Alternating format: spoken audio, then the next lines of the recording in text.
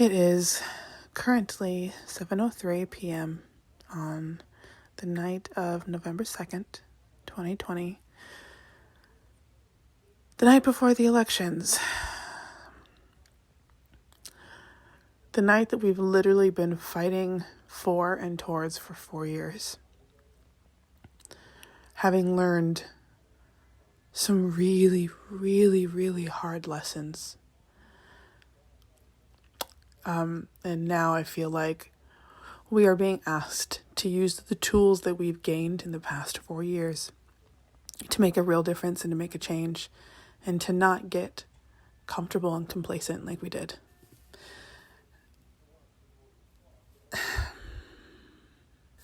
I'm terrified. All right. I'm going to have another drink and eat some snacks because that's where I'm at right now. Yeah.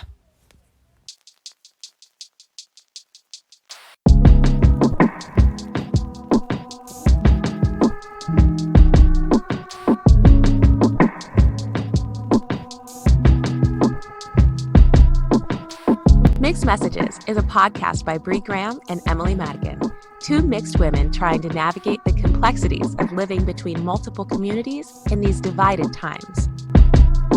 On today's episode of Mixed Messages, Emily and I are taking you through our election week, the stress, the highs, the lows, and a presidential election recap. So let's get into it.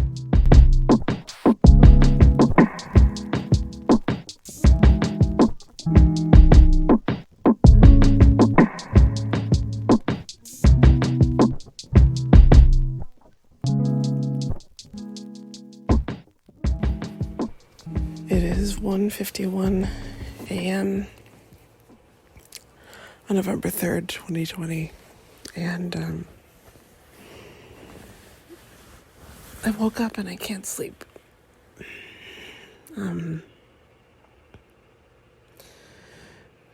Did the thing where I'm scrolling through Instagram and seeing videos of Trump supporters rolling in packs of, anywhere from 3 vehicles to 20 vehicles, following people, trying to force people off the road, cops letting them do it, letting them attack and follow children, teenagers, young adults, and harass them and threaten them. The problem is it doesn't matter who wins. They're still out there. This isn't a matter of if Biden and Harris win that we're in the clear. No. Just the beginning. It's a long road ahead, and it's going to take daily work to dismantle the systems in this country that are allowing people like this to terrorize citizens of this country. It's going to be a daily thing that we have to fight. This is just the beginning.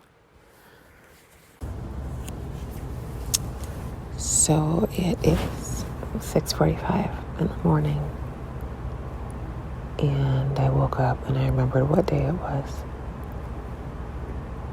and I'm really nervous. It is just a little after noon, and I just want to start seeing some results. I've tried to do pretty well this morning with distracting myself and trying to find some other things to do, but I don't know. I feel like my heart, I can hear it. My heart is just beating out of my chest right now. I feel so anxious. I've seen so many Donald Trump flags today on people's cars and made the mistake of starting to check in with the news, and I'm really anxious. I know I'm trying to observe that I know we won't be getting answers right away, but man, if there's ever been a time to hold off on getting answers, like, what a time to choose. It is 2:25 p.m., November 3rd, 2020. I have not started watching the election numbers come in yet. I'm giving myself some time to rest. I took care of some things today, and I went and hung out with my sister, and I have been taking it easy, and I'm about to continue binge watching Schitt's Creek, because tonight is going to be a different story. Tonight and tomorrow morning is going to be a different story. I'm currently deciding whether or not I'm going to run out and buy a bottle of alcohol of some sort, whether it be a bottle of sake, a bottle of tequila. I'm not really sure what tonight requires of me. For now I'm okay, because I am keeping myself separate from it until I have to. Because you can't do this all day. I mean, it keeps popping into my head and I keep thinking about it, because of course I am, because I'm anxious as hell about it, and I struggle to keep things separate. But I'm trying, because it's beneficial for my health in the long run. So right now, we have done everything that we can do. At this point, it's up to the people of this country to show up and turn out and vote. So right now, all we can do is wait. That's where I'm at right now. Trying to not be stressed. It's about 3:00, and I looked at one of the early polls coming in from New Hampshire, and I immediately felt my chest getting tight, because as of right now, Trump has the lead in New Hampshire for about like 61% to 38% Biden, and I immediately felt my chest just tense up. It felt like the beginnings of an anxiety attack, and I immediately just like threw my phone down, because I am just not, as much as I would like to think that I have prepared myself for whatever the possible outcome is, I, in this moment, am fully realizing that I am not, and I am terrified, and I don't know. I really thought I was prepared. I have been keeping very much in tune with, with polls and the news, and, how many times can I say, because I don't know. I am absolutely scared out of my mind right now. I'm feeling these flashbacks to 2016, when I thought for sure. And then I remember going to sleep saying there's no way, and waking up and facing that new reality. And I am just not at a place where I'm ready to accept that again. Okay, it is 5:00 p.m. on November 3rd, 2020. And my alarm just went off on my phone to remind me to start keeping an eye on the polls and on the counts. So my anxiety is kicked in. I mean, I've been anxious all day, but it took a significant upswing at that sound of the alarm. I don't know, it's just kind of wild to think that. So we've dealt with so much of the unexpected this year. And anything that could possibly happen would both be surprising and unsurprising at the same time. And I find that outrageous. And I have these thoughts in my head of, if you stay ready, you don't have to get ready. But staying ready can also be being hypervigilant. Feels like being hypervigilant, which can also be incredibly unhealthy and can make one very sick. And so I'm trying to figure out how to balance that, how to find the line of staying ready without swinging too far to hypervigilance. I hope everyone is doing all right. I'm thinking of all of the people that have been giving up so much time and energy to educate people who have not yet had to think about how this election could affect them. I'm thinking about everyone who is moving through this world afraid for their life. I'm thinking of everyone who has had to figure out how to survive. And even though it may not seem like it, we are the majority. We can make a difference. We are making a difference. And this is the last hurrah and the last dying breath of those who are actively fighting against change. Positive change for everyone. And we will win. And they won't lose. That's what's crazy. If we win, they will not lose. Because the things that we want are beneficial for everyone and can do nothing but benefit all of humanity. Fighting for equity. And yeah, this would just be the first step. But at least won't be a step backwards. So here's to winning for everyone. It is 6:18. I am feeling like I'm coming to the conclusion that this is out of my hands, and stressing myself out more about this isn't going to do anything for me. I feel like I'm singing in a concert and I just hit a note, and it is a very unsupported note. And it's one of those things where you either just keep singing and hope that it gets better, or you push extra hard and make it worse. So we're just going to leave it alone. It is 7:04 p.m. on November 3rd, 2020. I am starting to watch the numbers and realizing that it doesn't really matter right now. It doesn't matter. It's too early, and the news stations their job is to keep people watching their station. So they keep talking and they keep saying numbers and spewing numbers, and as we all know, they can change. Because 4 years ago, I was very happy this time of the election, and it wasn't until later on that I started to realize that things were taking a turn for the worse. I'm sitting here eating waffle fries, and I'm going to keep watching Community. Maybe take a nap so I can get up and watch the later numbers. So I'm currently feeling... I'm actually not super anxious. I am.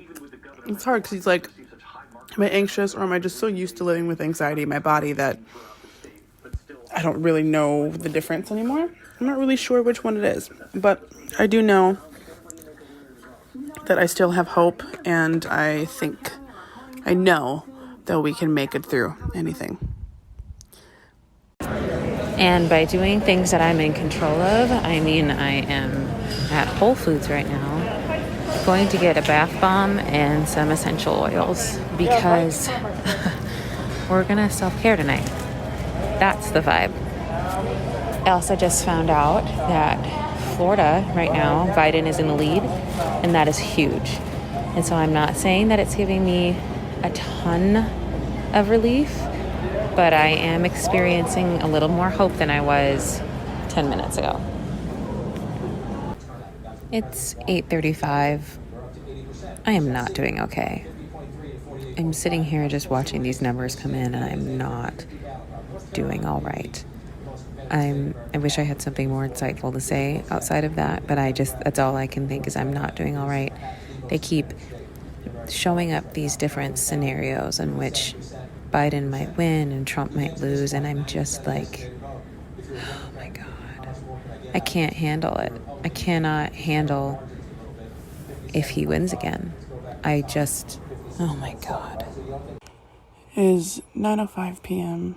It's hard to watch states turning red, and I know that there still needs to probably be another count and all that. It's going to be messier, but it's just really disappointing to know that there are still so many people out there I think the way this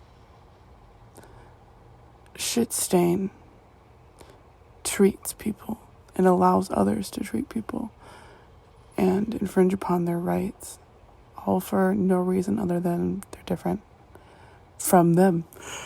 I'm taking intermittent naps so I can be prepared to wake up multiple times throughout the night to keep my eye on numbers.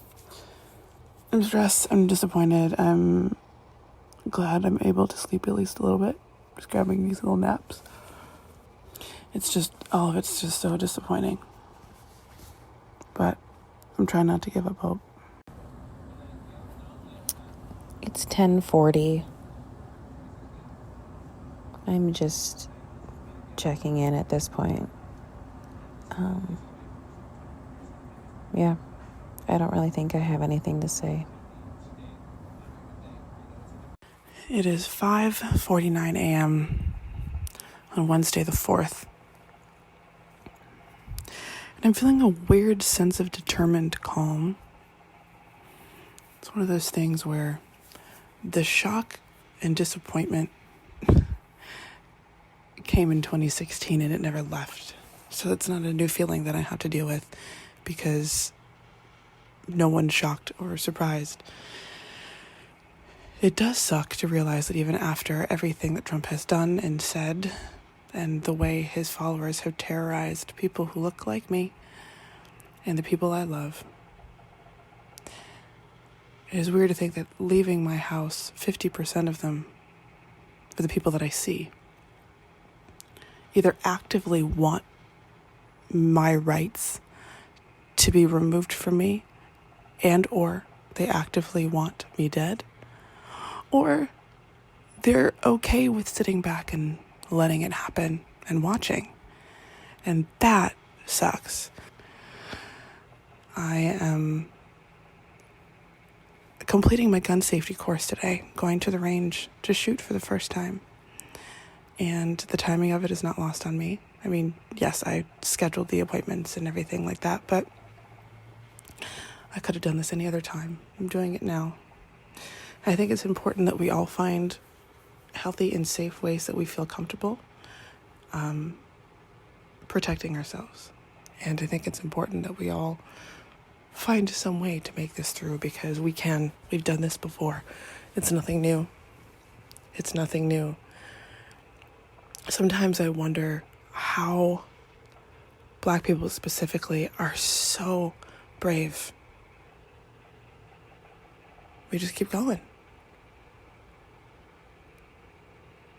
Everybody just keeps fighting because that's what we've had to do our entire existence anyway.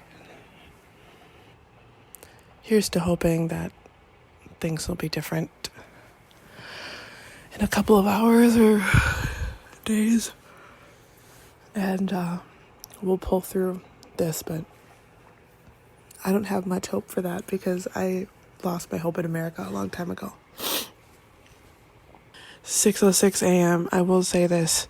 It does make me feel a little bit hopeful to see things like when I went to bed and all through the middle of the night when I kept waking up because who's really sleeping? I was looking at Wisconsin and it was projected red, but as they're starting to count in the mail-in votes in the early voting, it is now leaning blue. So I'm hoping that the same will happen in Pennsylvania. I haven't checked, but I don't have much hope for many other states, but I have my fingers crossed for Pennsylvania and that Wisconsin stays leaning blue. So as they count the early voting mail-in ballots, things can still change. It doesn't change the fact that half of Americans are heaping piles of human trash, but it gives me slight hope. It's 8:26 a.m. I did not sleep last night. I was waking up what felt like on the hour, every hour, with like panicky anxiety, immediately grabbing my phone, refreshing, and looking at what's going on. I do not recommend that way of sleep. I'm telling you guys right now, I just found out that Michigan flipped from red to blue, and they're still counting mail-in ballots. Wisconsin is now blue. Nevada is blue. And if Arizona stays blue, then we did it. We're still counting mail-in ballots in Georgia and Pennsylvania as well. So listen, this is just, I really hope that TV in the background is not that loud, but I'm not turning it off. I can't. So what I wanted to say is I have not been good at holding on to hope this year. I feel like we started this year off with some real nasty energy, from Kobe to COVID and George Floyd and Chadwick Boseman and John Lewis, and, you know, even on personal levels of friends that have passed away and family members. And, you know, y'all, it's been really, really hard to hold on to hope. It's been really hard to find that faith. And today was the first day hearing that news that I felt like maybe we have a chance.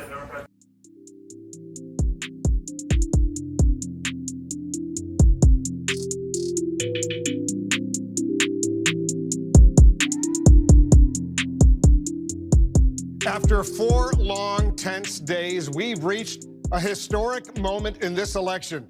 We can now project the winner of the presidential race. Joseph R. Biden Jr. Joe Biden. Joseph Robinette Biden Jr. is on track to win the state of Pennsylvania, become the 46th president of the United States. Hi. Hi, Bree. This episode's going to be really hard for me not to cuss because I'm so excited. I know. I just already stopped myself from cussing, so already I'm so thrilled. Do you want to tell the people why we're thrilled, Bree? Well, it's probably the day that we have all been waiting for, the accumulation of everything that awful that has happened. Yeah. Not only this year, but the last 4 years. Joe Biden and Kamala Harris won the presidency, respectively. It is What a day. so refreshing to wake up and not feel like no matter what I'm going to do, I have to fight for my life. Now, that's not to say that them winning the presidency is going to just fix the problems. It's definitely the beginning of the work that we need to do. But it's amazing what knowing that there are people in the White House, or going to be people in the White House, that are, I don't know, decent human beings that actually have the mental, emotional, and capabilities and intelligence to sit down to base minimum, to be able to have a conversation with people, whether they're like-minded or not like-minded, and come to a compromise. It's amazing what knowing that does to one's sleep patterns, to one's skin. I literally said that to my mom yesterday. I was like, I'm so excited to have my Obama skincare routine back. Like let's get that Obama glow back, but this will be like more like the Kamala glow. The Kamala glow. Okay, I keep saying her name wrong. Kamala. Emphasis on the beginning of the name. Kamala. Okay, well, I'm gonna get that right because I got 4 years. 4 years, if not more. Listen, please, God. Because here's the thing. I love Joe. Okay. Let me pause that. Okay, let's rewind. Let's rewind. I'm excited that Trump is not in the White House. I am very excited that Kamala is around, and I'm hoping, my hope for the next steps is that we can hold both of them accountable for the crap that they've done in the past, which everyone should do to everyone, as everyone should give everyone room to grow and to show that they are going to make active changes. So here's my thing. Back when we did our our Party People episode, I remember like giving a little closing monologue that was like, maybe Joe Biden is the president that we need right now, because there are a lot of people out there who maybe have made some poor, racist, xenophobic, sexist choices in the past and did not realize how they were disenfranchising and marginalizing not only like big huge groups of people but like people that they cared about, and so people now having the ability to not only choose that person as the next leader, but to be able to see the mistakes that they themselves has made in our leader, right? Our leader who is now, I don't know, capable of admitting that he was wrong, that she was wrong, that they have made mistakes and that they are actively working to rectify it. Like, let's lead with that America, okay? Right. Because that's the only thing that's going to really, in my opinion, going to close some of these holes of these like divisive, like you versus me kind of things that have been going on for the last 4 years, and quite frankly would have continued to go on had 45 become 46. Agreed. Period. I couldn't even find the right word for that. I know that I had to go with period. I'm sorry. Speaking, I love you. Speaking of 45, can we just have a minute? Okay, are we more excited that he's not in office? Yeah, we are. I am more excited that he is not in office.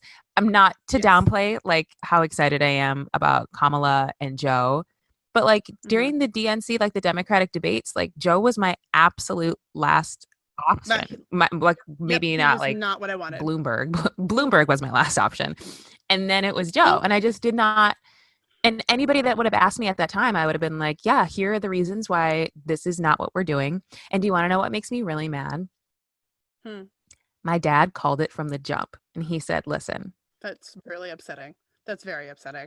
This is the thing about my dad, because like, I love him. But he comes at me with this like worldly know-it-all knowledge. And sometimes it's like based off of like racism or like sexism, and the fact that he was right, because he basically just said like America's not ready for how progressive some of these other people are. And I was like, yes we are. And he was like, that's cute, boo boo. And I, in hindsight, I'm like, that was cute, boo boo. It was real cute. It's real cute. And I feel like just in the past couple of weeks I've aged. Like the past 4 years I have aged significantly. The past couple of weeks I have doubled that age. And in the aging of myself in the past couple of weeks, I do see that, like, yes, we all have every right to be pissed and out of time. I don't have time for you. I don't have time for you to get this right, because people have been telling you this for centuries and you're just deciding not to listen.